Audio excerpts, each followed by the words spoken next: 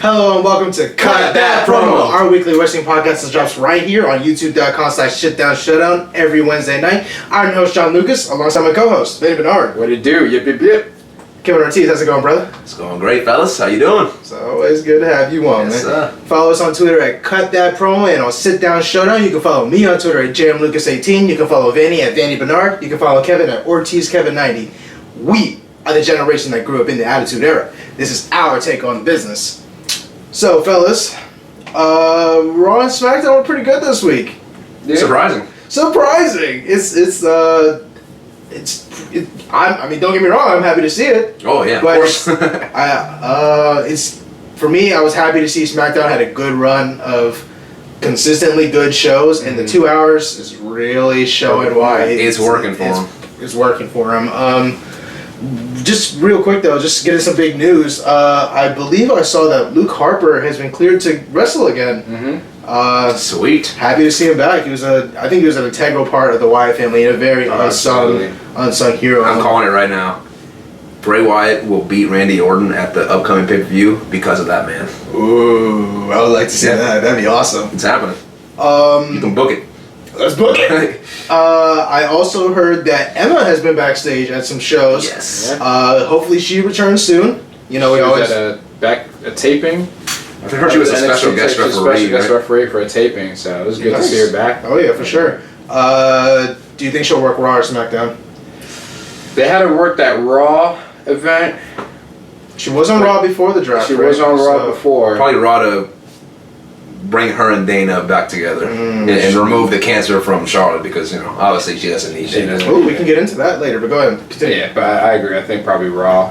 I mean, because it's a point where both shows could use another diva, both women's wrestler. Yes. But I think SmackDown just has, to me, they have been better because they've been integrating all the women. They've all been on the show every week, and so I think they've been a better use than Raw has. So I think she'll be good on Raw.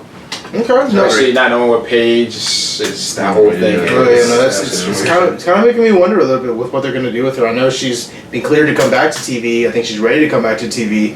That's not ready to insert her just yet. And I guess with the world title picture, women's world title picture the way it is right now, maybe it's not the best time to just interject her. Yeah. I'm kind of thinking maybe SmackDown because they can always use a good worker. But and to your credit, SmackDown, they've been really developing their talent great. I love it. Every women's superstar has some story. Every single one. Even Marie who hasn't been there has some story, man. Like, and it's almost exciting. I don't want to say exciting, but intriguing to see what happens when she comes back and where she's going to intermingle with this because the SmackDown 6, you know, and I hate Carmella, but the SmackDown 6 is kind of nice. You can't hate Carmella. Yes, I can.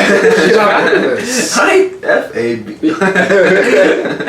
Anyway, I think they've been doing a great job.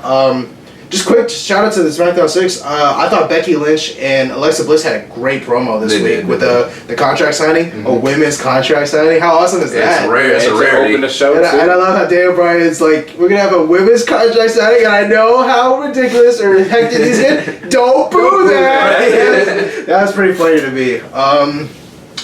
Some other news, though. In WWE 2K17, they announced a story mode, a Paul Heyman guy. You get to be a Paul Heyman guy in the story mode. That's pretty cool. Yeah, I can't wait to see what that's like. Because the story modes, I mean, I like them because I know you want to wrestle more matches. You know, I get it. But they haven't been the greatest story modes. For me, the greatest story modes in any of the wrestling games were Here Comes the Pain because they use real story modes and you could jump around and do lots of different stuff. You never got the same story twice. No Mercy had the branching storylines, which was awesome. Yes, it was. There's one more that's escaping me right now. Maybe it'll come back to me at the end of the show. Oh, here, Shut Your Mouth, where you can run around backstage and do a lot of different stuff. That was awesome. So I'm excited to play the game. I remember I got the NXT edition because I want to play Shinsuke Nakamura. Anyway, it's going to be weird. The first person I usually play as is Cena, of course, and I might actually play as Nakamura. You're moving on to bigger and better things. And bigger and better players. Change. Well, I'm not going to say that. And times to change for the better. Yes. I'm not going to say Nakamura is not awesome. Oh, he's awesome. Because he is. He's something else. I don't want to call him phenomenal because AJ's oh yeah. He's yow. You know. There we go. That's all I can call him. But no, I can't wait. I believe Randy Orton has been cleared to wrestle. He had a match with Eric Rowan on SmackDown this week.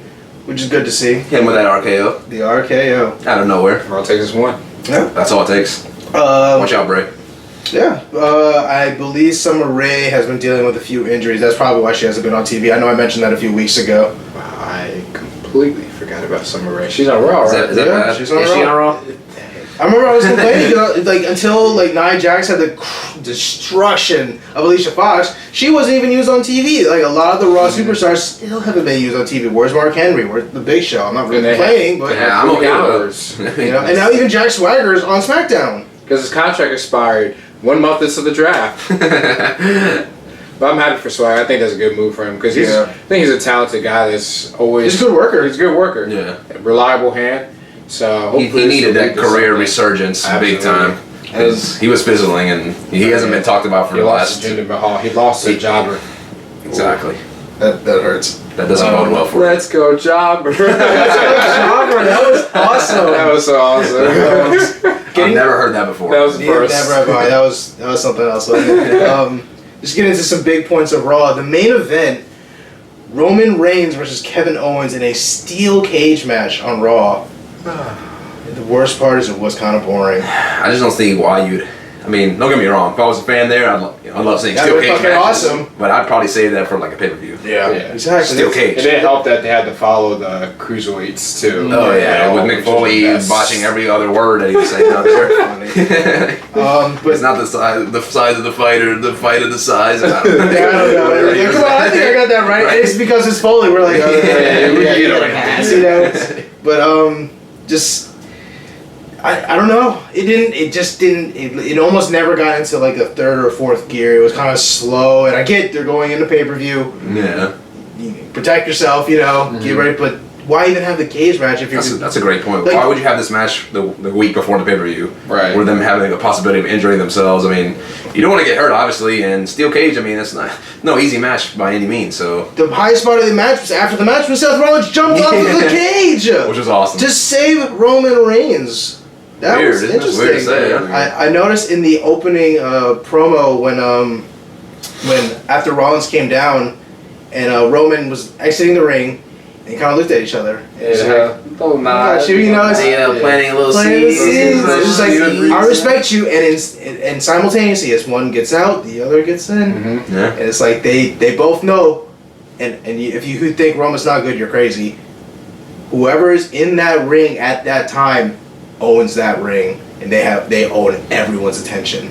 Good or bad, you're gonna stand up for Roman Reigns and boo or cheer or whatever you want to do. Yeah. And if Seth Rollins is in there, he's undeniably the best wrestler in the world. Mm-hmm. Yeah, I love it.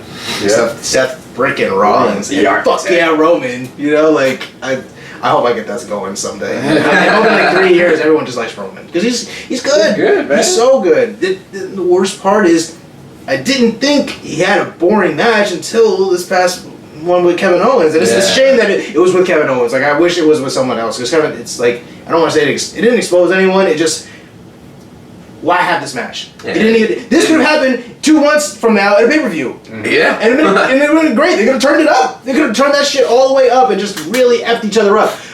Good spot though in the match. Superman punch from the cage, knocking Kevin Owens off. That was awesome. Cool. What else? Yeah, Roman always gets a bad rap, and it's because of John Cena. I'm just gonna put that out there. Yeah.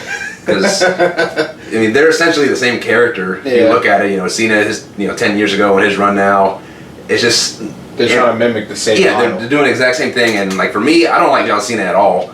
And Roman Reigns is significantly better in the ring than John Cena. I'm sorry if you don't agree with me. Then I don't know what your problem is.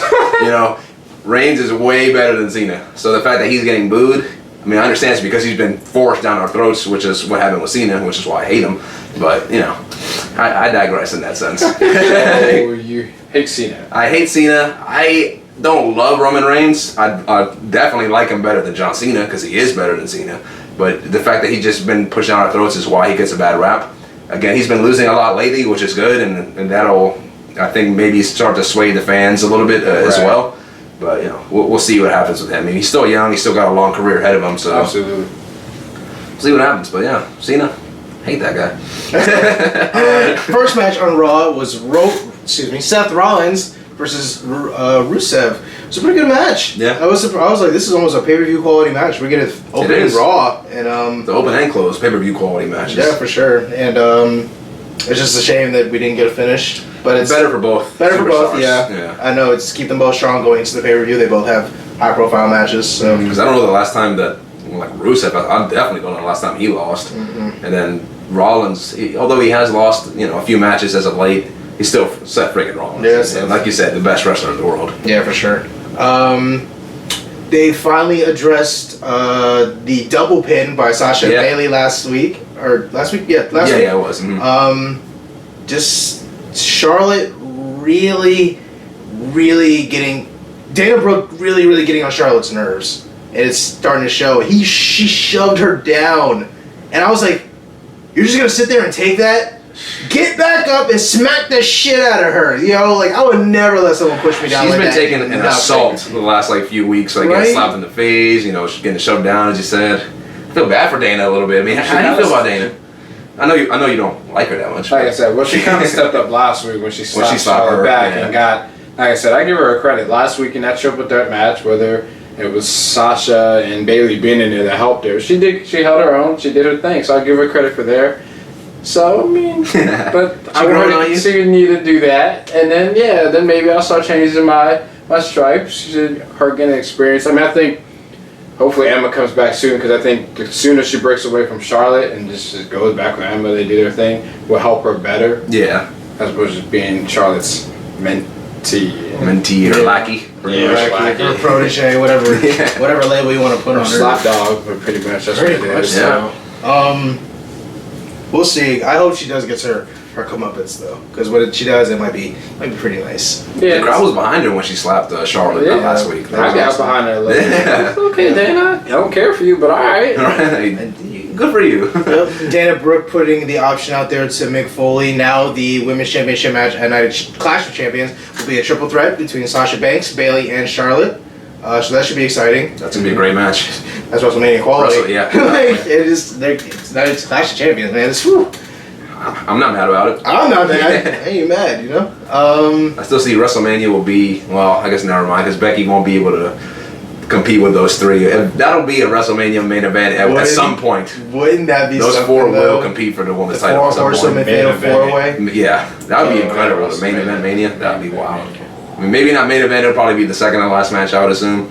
I don't know if maybe. I don't know if they just ever would have a women main event. A pay-per-view. I've never seen it. So. I think they're definitely capable of doing it. They are, no doubt. Especially the story's already there. They just let them go out and tell the story and build it up for those couple weeks or months up to WrestleMania. I definitely think they could happen, but whether they'll actually do that. Whether they'll do it, It's the craziest part is I think I said it before. When they finally took women's wrestling seriously and gave them the spotlight. They had the best match at WrestleMania. They did. They had the best match, hands down. Imagine if they let them close the show the way it needs to be closed with the correct winner on that night. That'd be crazy. And they can even unify the championship just for one night. Yeah. Who is the true winner of the Four Horsewomen? Who's the best right now? They can have a curtain call moment at the end. Just confetti coming down and everything. Just the perfect. That would be. That's the way you send. That's the way you send the fans home happy. Yeah. Something new, something different. That's something different. I wish, man. We'll start lobbying for that now. We'll start a petition for that, man. The Four Horsewomen main event in WrestleMania, closing the show. I'll be down for that. I would pay for that. I'm already paying to go to Mania this year, but or next year, excuse me. But man, that's it. That's a main event you can get excited for. It is. Oh, especially if you're in the wrestling bubble. Like, can you get more excited? The stories are there. They've built these characters up great. Except Bayley just got called up officially. Mm-hmm. She's the only one that hasn't been champion yet, and she might even win this Sunday. So it's exciting to think about it, and like you said, it might be like the co-main event. Yeah. If it is, we're moving, we're progressing. Absolutely. One day we might get there. One day, but that's almost like the perfect storm has to happen. Mm-hmm. Just let it. Just one time, WWE. Just see what happens. Just see what happens. Just real quick, Braun Strowman match. Let's go Jobber. But the only really thing I want to mention in this, Sin Cara doing the springboard backflip and Braun Strowman catching him into that one move he does or whatever. That was cool. That was a cool spot. I mean, none of us are Braun Strowman's biggest fans. No. None of us are Sin Cara's biggest fans. No. The fact that these guys keep facing each other, I guess that's a rivalry that they're doing at this particular time. Is it? I mean, they fought a couple times, I think, in the past few weeks. So I mean, let's just move on. It's just nothing to talk about there. Okay, so let's go ahead and get into the debut of the cruiserweights. And who better to lead us off than one of the original cruiserweights in WCW, but the man, Chris Jericho. And he debuted The List. I thought this was great. Just him coming down, adding people to the list. No, I don't like it. Pretty much any decision he didn't like. You're on the list. You're on the list. You're all on the list. It's just, I loved it. I thought it was so funny. And then when the cruiserweights just coming down and everyone just really interacting, I thought it was great. I was really happy to see that he could essentially usher in a new pool of talent that we could really start to get behind, especially because he was one of the, WWE likes to tout that he was one of the founders of that division over in WCW especially. Mm-hmm. What did you guys think about the segment though? No, I loved it, man. I mean, ever since Chris Jericho has been back, he's failed to. I mean, man, has just done great. Everything he does provides me with, I don't know.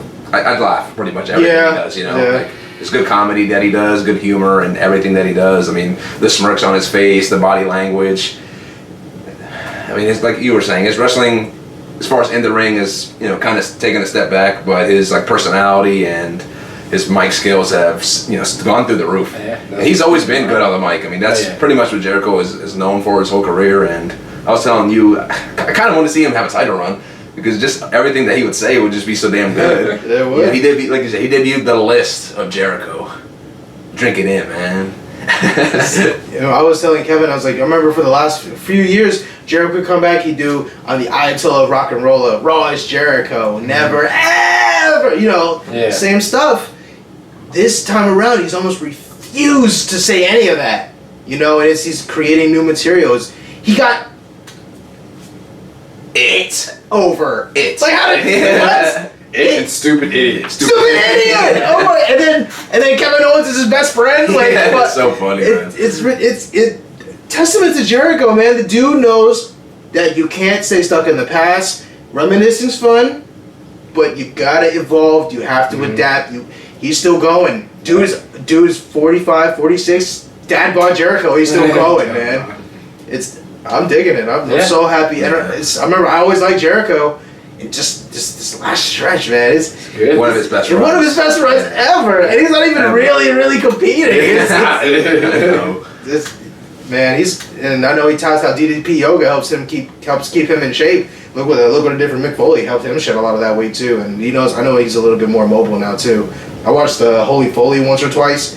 Dude has to do a lot of stretches when he wakes up because of what he does to his body, what he did to his body. Oh, I'm sure. Thank you for all of that, by the way. He's the most abused in history of WWE, I'd say. It's been Mick Foley. It is when he's stretching like with his wife, just bones popping, cracking. You wake up in pain every morning. It's scary. It's hard to think about. That dude have a lifetime contract, man. Rather than shoot. Shit. This is Foley. He's over. We love Foley. Mm-hmm. You hear people chant Foley as God in the bands. So you're over, man. We like you. You're the man. Keep doing the thing. Bang bang. Getting on to the official debut of the Cruiserweights, past the Mick Foley promo.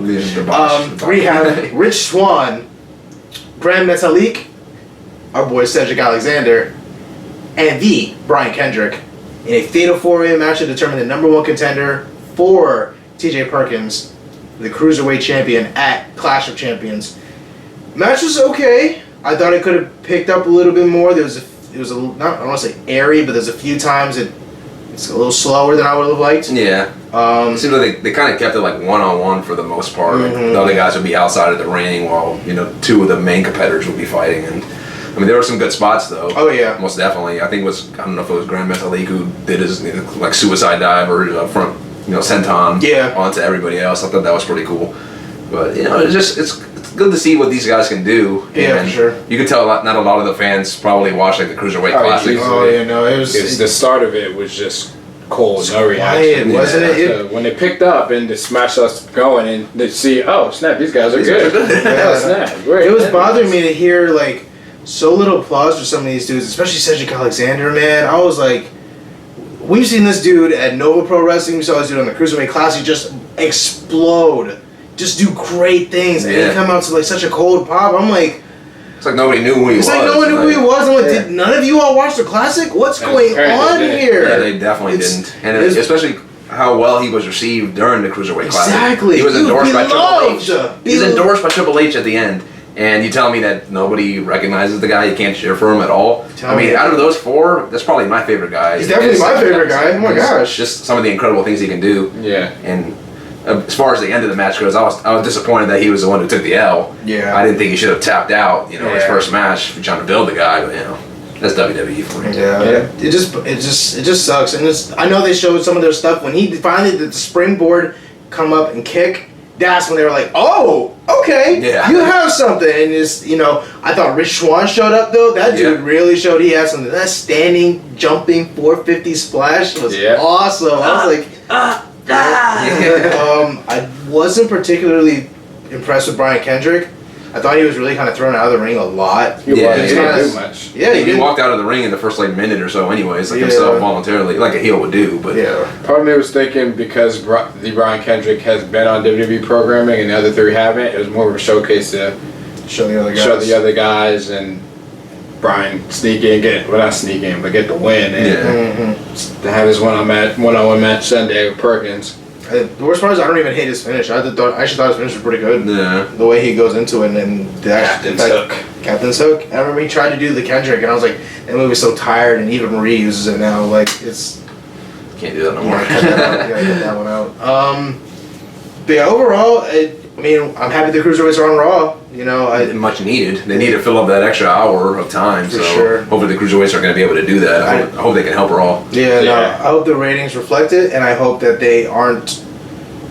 I don't want to say overproduced, but I hope they aren't forced to turn it down, because they naturally can just have better matches than some of the bigger guys. I unfortunately think that's what's going to happen too. I know. Hey, you guys just tune the show, turn it down, as opposed to just letting them go out there and beat them like they did for the Cruiserweight Classic, which would suck because that would they need a ratings boost. And so if around a certain time the Cruiserweights are going to be on, even if that's the only part you watch, Cruiserweights are coming on about 9:45, 10 o'clock. All right, we go. Cool. Hop on there. Yeah. Yeah, I was almost kind of wondering if they would take the WCW approach and that 8 o'clock, first couple matches or 8 o'clock hour is a Cruiserweight hour. I hear a lot of people would do that as for when WCW or Nitro was 3 hours. Everyone would tune into Nitro for that first hour to watch the Cruiserweights and then flip over to Raw. And I'm like, because the main event's on Raw. They built up their superstars great. Stone Cold's in the main event. Mm-hmm. You're gonna not watch Stone Cold? Right. The Rock? Or you watching those? Mankind? Are you kidding? Undertaker? Kane? You're not missing those. But yeah, Raw was okay. Build up for Clash of Champions this Sunday on the WWE Network. Diving on into SmackDown, we already talked about Daniel Bryan and the contract signing with Becky Lynch and Alexa Bliss. Yep. That match is going to be at No Mercy. The Miz backstage is forced in his contract. He's forced to defend the Intercontinental Championship. Later in the night, he has a match with Dolph Ziggler. We'll get to that later. First match with SmackDown though, and I'll even give this one its praise. Usos versus American Alpha, I thought was fantastic. I am very vocal. I don't like the Usos. Yeah. And I thought they had the match of their career.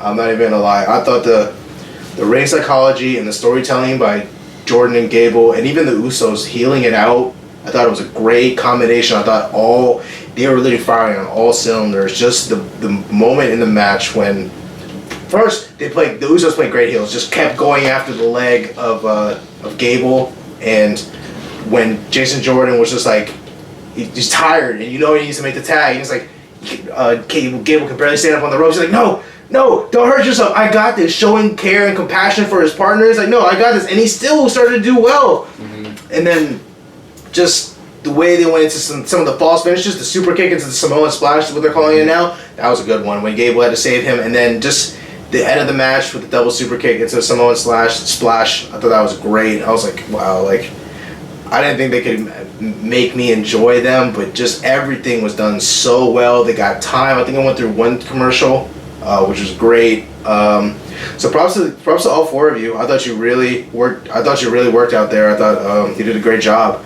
And then just real quick, my promo of the week. As odd as this is gonna sound, I actually am gonna give this to the Usos and Heath Slater and Rhino, Beauty and the Man Beast.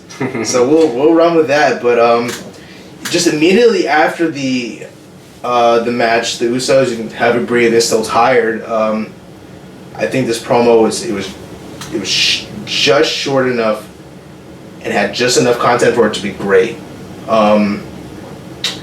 Heath and Rhino are watching backstage, I guess film study, keeping their eye on the Usos. The Usos come back and confront them, and pretty much they're saying, we deserve to be the tag team champions. We had to work 2 matches that night. We were, you didn't beat us one-on-one, you didn't beat us fair. When we were ready, we were fresh. The tension was really there. You could tell that there was almost like animosity from the Usos, like, those are our championships. We deserve this. We've been treated wrongly for a little while now. Give us back our championships, especially because they did helm the tag team division for a little while. So I can't blame them if they really do mean what they're saying. And then Rhino and Heath Slater almost not saying anything, and then one of the Usos just looking at Heath Slater and pretty much saying, you need to take you and your 26 raggedy ass kids back to the hole or the swamp, whatever the fuck he said. And then Rhino just standing up for Heath Slater, crushing his crackers and his cheese. It's just like crackers. just getting right in his face. I was like, no, just intensity in his eyes, and just like, all right, we'll catch y'all later. And just backing on up. At least I thought it was just good. If you haven't seen the promo, go check it out. It's only like 2 or 3 minutes. Won't take too much of your time. I thought it was great though. What did y'all think about it? That's a good promo. I liked it too. That was really good. I mean, just again, that match was good. Good work from the American Alpha and the Usos as well, during the match and post-match. So, I mean, I'm liking their heel run. I'm liking it so far. So off to a good start. Yeah, it's like you said, just kind of getting us more invested in the Usos because we pretty much had never been before. Right. I like that they came out with a new attire also to kind of differentiate the two because I've never been able to tell them apart pretty much. I still can't. So yeah, well, I still couldn't either, but at least they're dressed different. They're trying. So at least they're working towards looking different. Like you said, I mean, you guys pretty much covered it all. Great promo backstage. The match was really good itself. They told a story during it, with Gable and his injury. Just high praise for the Usos, and that's pretty rare because again, we pretty much never praise them. No. But hey, major props to them. Here, just going back to the match real quick. I just forgot this. I remembered it right now. When they went for the cover after the double super kick into Samoa's splash, Gable just crawling back to Jordan to try to break the pin, and you could see it on camera, and I was like, oh, wow, this is so good. It's so good. The match was really good. If you haven't taken the time to watch SmackDown, please go check it out, because I will never give them this praise again. If they right. It's a rarity. Straight up. Next match, just a quick match. Baron Corbin versus Apollo Crews. Made quick work of him and unveiled some new moves. I was happy to see his clubbing blows on the barricade, and he does now. I call it a slingshot drop kick in the corner, where he had Apollo Crews laid out against the turnbuckle post, and just come for the rough top rope and bam, just slingshots into a drop kick. Nice. It just hurts his torso. Yeah. And he just picks him up for an end of days. I'm like, yo. Yes. Every week I have to see it now. I'd give this guy a push. Yeah, for sure. Next up, I guess they built it for a co-main event for Raw. This came on almost 9 o'clock. Dolph Ziggler versus The Miz for the Intercontinental Championship. Maurice wasn't banned from ringside. Not originally, anyway. Yeah. The match was okay. I don't think it was as great as their Backlash match. Maurice eventually did get banned from ringside when she tried to use the... She's trying to do the same thing they did at Backlash. Like the mace or whatever they were using. The ref ejects her, the crowd pops. Could it have been Ziggler's moment? Who knows? I don't think it ever needs to be his moment right now. But I'm with you, so. He even says, "Hey, I haven't been winning a lot." Like right before he goes through the curtain, like you can't just be like. It's almost we're getting to a new mentality in wrestling where it's I need to get the win no matter what. I need to get the win. I need to win. I need to win. I need to win. I need to win. That's the point. You want to be the champion. You want to be the best. With Dolph Ziggler's terminology, I'm trying to give the best match possible. You're trying to be a show-off, and I get that, but you kind of need to focus on why you're there in the first place. If you're not there to main event WrestleMania for the WWE Championship, why are you there? Why? And I think even Baron Corbin said that too, and I was happy to hear him say that. I was, fuck yeah. Because I think that's just lost on some guys nowadays. They're trying to go in, and I don't want to say just get a paycheck, but you need to remember why you're. If you're a lifelong fan, like Seth Rollins, for example, look why he's there. The passion for the business. He loves the business. He wants to be WWE champion again. Yeah. He's been WWE champion. He's been to the top of the mountain. He probably has one of the greatest moments in WrestleMania history because he's a lifelong passionate fan. 50-50 booking definitely doesn't help either. It does, but I can't get behind it. Ziggler, no matter what they did.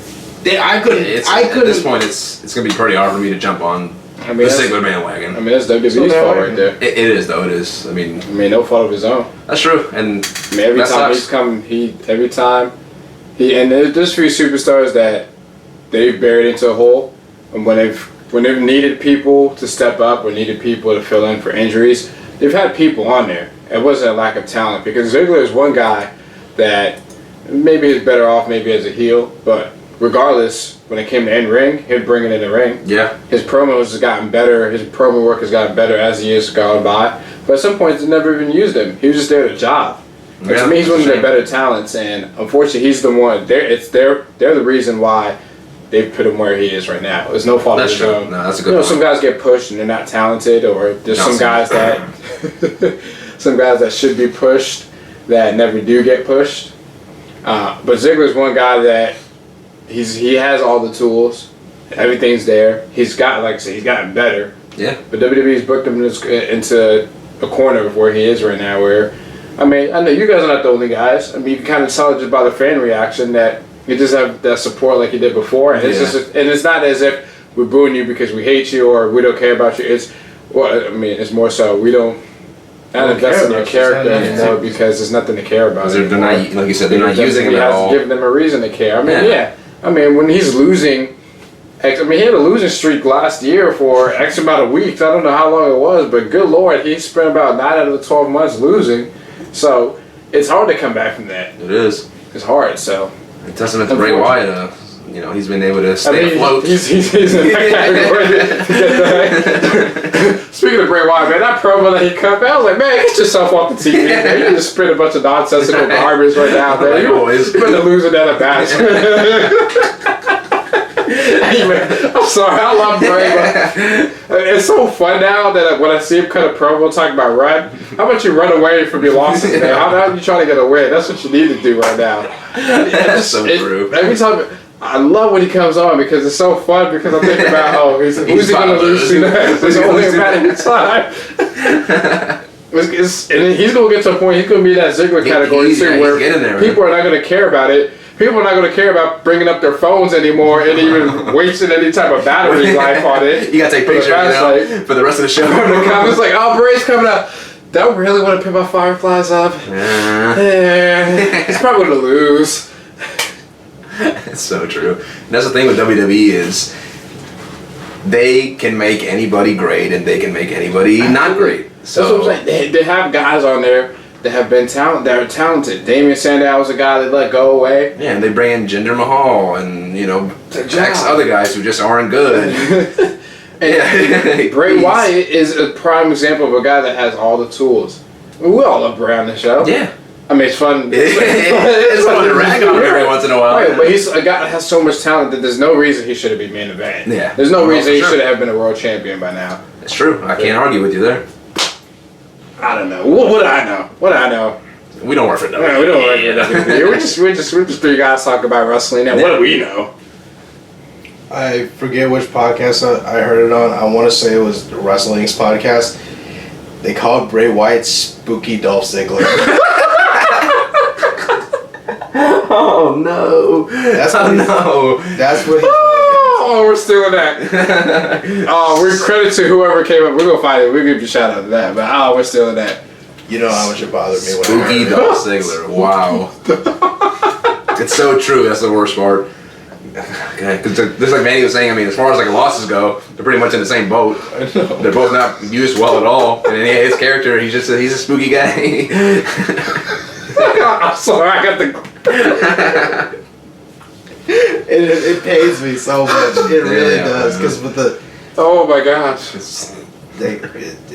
We're just gonna go ahead and move on. So you want to continue? I see you had a good laugh. I'm happy I said it. I'm happy you got your good laugh. You'll remember that for the rest of your life. Yes, I will. Oh man.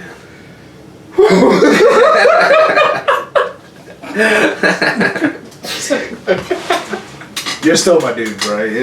No, we love you, man. We love you, man. WWE just put you in the corner, man. Oh. It's going to be hard to recover from that. Main event of SmackDown, John Cena versus Dean Ambrose. You're not going to talk about your girl, Carmella? No. Okay. I didn't think this was the best match between either of these two dudes. What? It was the best match of both of their careers. Anyway. Because John Cena lost, like he rightfully should. Well, I'm not saying he shouldn't have lost. Oh, he should, and he did. No, I'm okay with that. I said I'm okay with Cena coming and helping put talent over. I mean, that's just, if you think about it, that's John Cena's purpose in wrestling, just to help other people succeed. Okay. They built him as a superstar who, he wins all these titles, even though they're undeserving, obviously.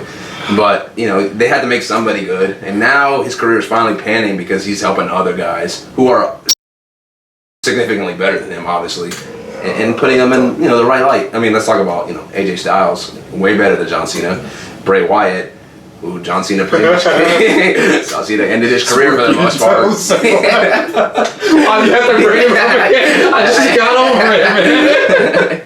I mean, that's just how it is. And, Rusev recovered, but who was the guy who almost ended his career? John Cena. Damian Sandow, a guy who he recovered also. We all loved him for his comedic relief, if you will. Yeah. John Cena pretty much ended his career. I mean, it's a shame. I don't like John Cena because he's good, but he's not better than half the other guys on the roster. He's just your staple All-American, if you will. And no disrespect to Jack Swagger. Jack Swagger's better in the ring than John Cena is. He's not better on the mic. John Cena is not good in the ring. I'm sorry. American. And John Cena at best is average in the ring. He's only improved these last 2-3 years to finally have a decent moveset. But before that, what was he doing? I hate to say this, but he was in the wrestling category as Hulk Hogan was. Whoa. He does do leg drop. He's on rope. that Tom Hogan was actually pretty good, though. He's better than anything Hogan's ever done in his career. He's slightly better in the ring than Hogan. All right, I will admit. He's light years better. Hogan's awful in the ring. Well, Mandy hates. Hogan's awful in the ring. If it wasn't for the 5 words that he said, he would not be relevant. He's better promo, obviously. And that debate where from WrestleMania 19, a little throwback when they're trying to, it was if Vince McMahon created Hulk Hogan, if Hulk Hogan created Hulkamania, Vince McMahon made Hulkamania. Yeah. Because Hulk Hogan sucks in the ring. Oh, man. Yeah, I agree with you. And Vince McMahon also made John Cena.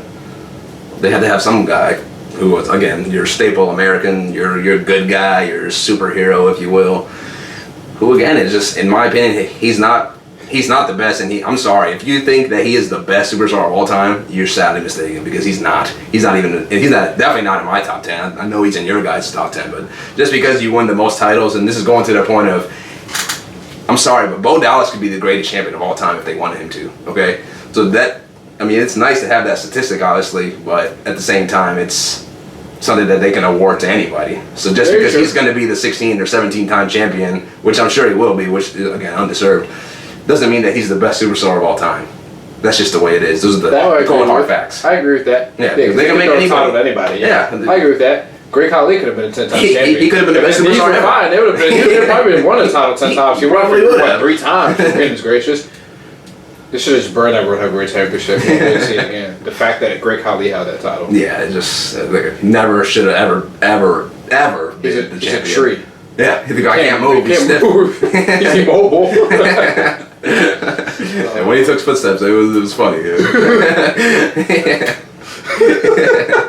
His knees don't bend, it's just legs. Yeah, that's so true. Just getting back to the match, though, I didn't think it was real technically sound. It wasn't. Props to Ambrose. It was an awful match. It really was. I was like, I want this match to be so good. I was so hyped for it, and the U.S. Championship match they had last year was better. Oh yeah. I'm almost certain though that they're gonna keep going. At the next pay-per-view, I forget what the next pay-per-view is for SmackDown. No Mercy. No Mercy. So following the No Mercy, I'm sure that Ambrose and Cena, if he's still there, we'll probably square off. Be going to film second season of True Grit. American Grit, whatever the name is on Fox. True. So we'll see. Yeah, we'll see. Like I said, probably storyline. I think we're heading to that point where he's taking another loss clean. I think No Mercy predictions aren't coming yet, but we'll get there. So I got a little theory. I'll save that for that. Okay. But I think it's getting that point where Cena's going to take that time off because to find himself. Yeah. And we see him come back and then he'll win the championship. Undertaker. Oh well. Yeah. Well, that too.